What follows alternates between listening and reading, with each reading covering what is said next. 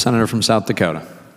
I would ask unanimous consent to be allowed to speak as in morning business for up to 10 minutes. Without objection. Thank you, Mr. President. I rise today to voice my opposition to an upcoming cloture vote on the conference report to the Trade Facilitation and Trade Enforcement Act, commonly known as the Customs Conference Report. This vote is expected tomorrow. While I am supportive of the conference report as it relates to the customs legislation, added to the bill at the last minute is a measure known as the Internet Tax Freedom Act, or ITFA for short. ITFA would put in place a moratorium to permanently prevent state and local entities from imposing existing sales and use taxes on Internet services. In the past, I've expressed my support for ITFA as long as it was tied to the Marketplace Fairness Act, or MFA, which would allow state and local governments to collect sales and use taxes from online retailers without a physical presence within their state. In South Dakota, this is a matter of fairness to the families who own small businesses and support our local communities. They collect sales taxes on their products and on their services. Internet sales providers are not required to provide a collection service for those states for services or products that are being delivered into those states.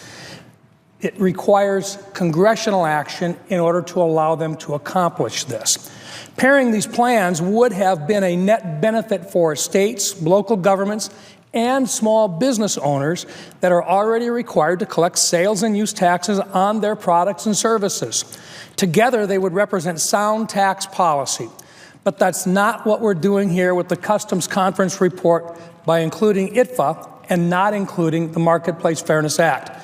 ITFA, enacted by itself, would put in place a moratorium to permanently prevent state and local entities from imposing taxes on Internet services at the state and local level, with no consideration or offset for the tax revenue lost by states or local governments who already collect many of these taxes.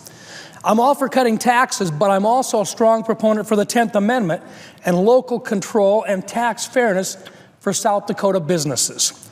In places like South Dakota, we're actually pretty good at balancing budgets. In fact, we're required to do it every single year. Washington has no business telling states or city commissioners how to run their books. ITFA has zero impact on the federal budget, but it really impacts states and local communities. ITFA, paired with the Marketplace Fairness Act, continues, I believe, to make sense. One without the other does not. My opposition is not based on disagreement over Internet access. We need it. We should make it available. My opposition is based on the principle that we are taking away important revenue sources for state and local governments without any means for them to recoup their losses so they can continue to provide essential services to our communities.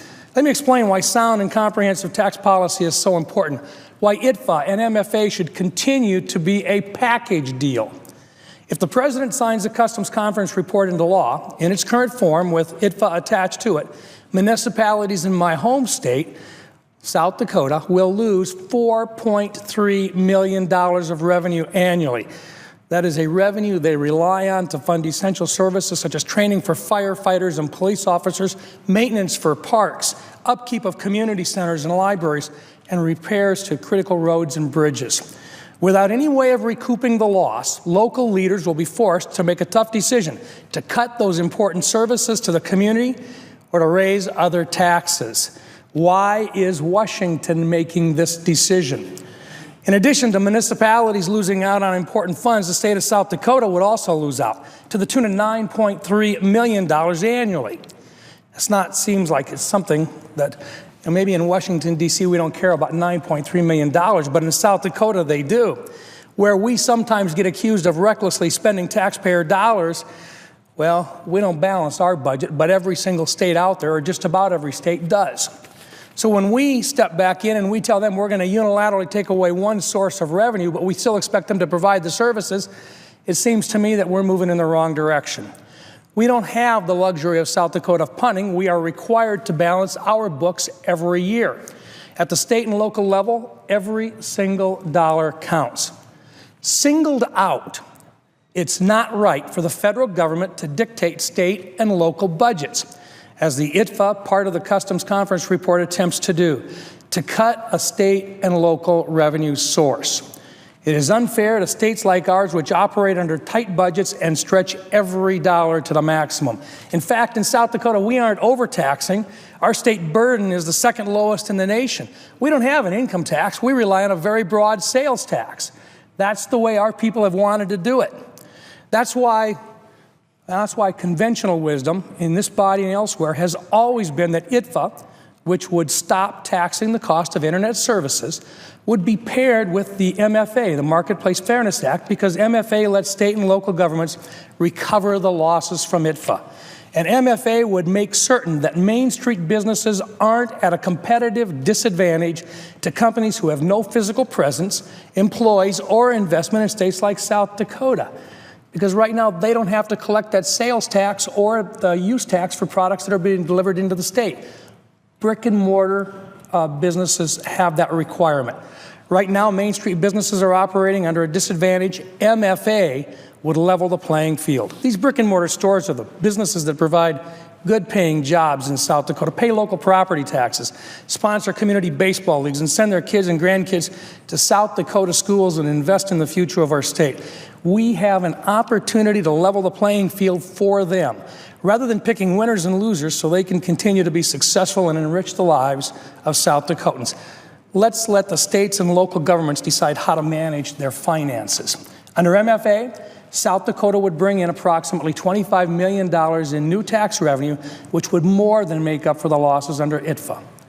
If we pass ITFA without MFA, it dramatically decreases the chance of MFA being passed in the years to come. A huge blow to the mom and pop businesses who are struggling to compete with online vendors. MFA passing the Senate without ITFA is likely dead on arrival in the House. ITFA would see a similar fate if not dumped into the Customs Conference report.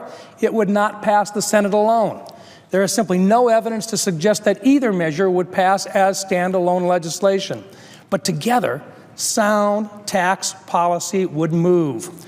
That is why it is so important that ITFA not be implemented without also implementing the Marketplace Fairness Act. Together, the two can make a real impact on the lives of South Dakotans and all Americans by providing permanent tax relief to South Dakota families, leveling the field of play for brick and mortar businesses who are contending with an increasingly competitive online marketplace, and at the same time, assure state and local governments can continue to provide essential services to their constituents while balancing their budgets, something we could learn a lot about. Because the Customs Conference report includes only ITFA and fails to address MFA, I will oppose cloture on this legislation, and I encourage my colleagues to join me. Thank you, Mr. President. I yield the floor.